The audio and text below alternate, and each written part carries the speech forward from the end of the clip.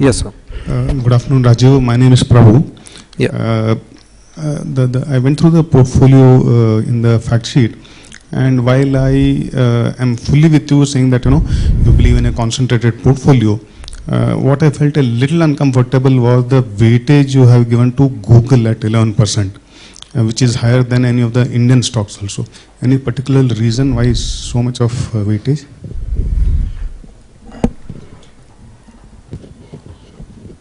So portfolio weight one is an outcome of the initial portfolio weight is an outcome of how convinced you are on a particular business, and subsequent portfolio weight also comes around from the movement of market prices of various securities.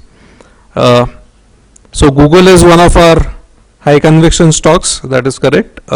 We started with around 9% weight. It's gone to, as on date, I think 11.5 or 12. That additional 2.5-3% is on account of the movement in the relative stock prices. So why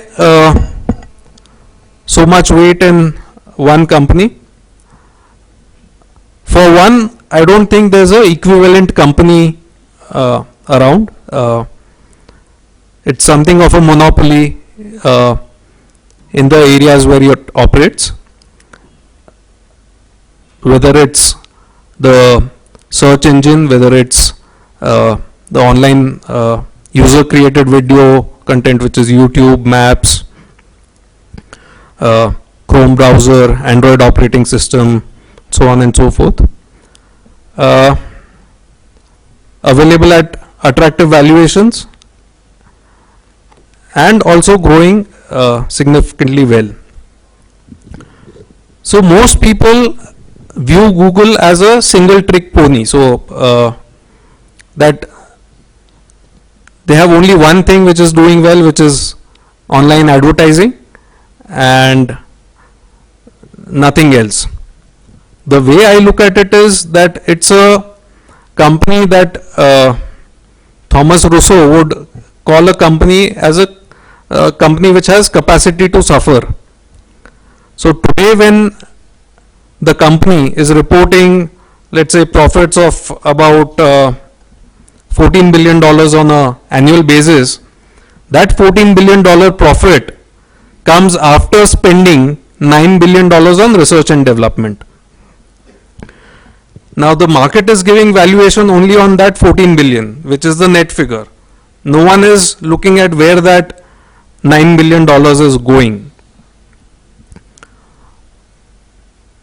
I think Google, or the correct way of calling it would be now Alphabet Incorporated, is a collection of businesses. Currently, the market is valuing only Google and on depressed earnings. Effective fourth quarter of 2015, that is the period in which we are right now. So the reporting that will happen in January will actually break out what Google is earning and what other businesses are losing. So that will for the first time bring out the true earning potential of Google. And in the other piece, there are so many collection of businesses, hundreds of them. I think each one of them has potential to become equivalent of Google. Not all will become, there will be many failures. What the public sees is only what they choose to disclose, or which is closer to commercial launch. So whether we see driverless cars, or whether we see fiber and balloon internet, or whether we see their e-commerce initiatives in terms of same day delivery in partnership with traditional retailers and so on. But what we are not seeing is their work in biotechnology and genetics, in terms of sensors for medical devices, in terms of their efforts in renewable energy, where instead of fixed towers generating wind electricity, these are kites which fly in the sky at very high altitude and create electricity 10 times more efficiently as ground based stations. So essentially I would look at it as a collection of businesses, something like going forward a Berkshire Hathaway in the technology space. Just give you some insight into the culture of the company and how they operate. So both the founders, Larry Page and Sergey Brin, don't take any salary from the company. Neither do they take stock options. They are paid $1 a year. That's it. They have management control, so they will not be held hostage to corporate traders or people who push them to do short-term fixes on their earnings.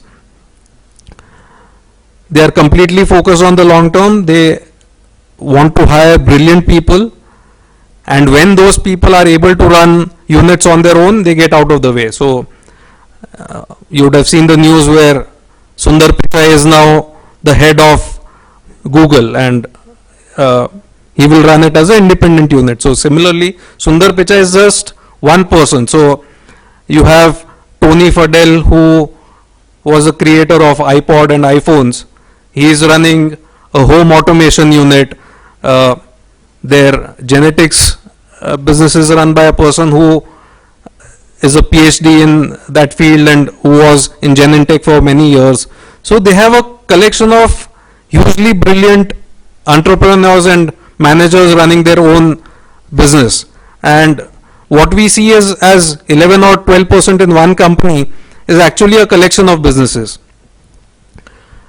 They also have a venture cap arm which invests in a lot of businesses. So they were among the early investors in Uber, which we are using. They have a equity stake in that, and this is one of the companies. There are numerous such companies. So I look at it as a collection of businesses rather than just one company.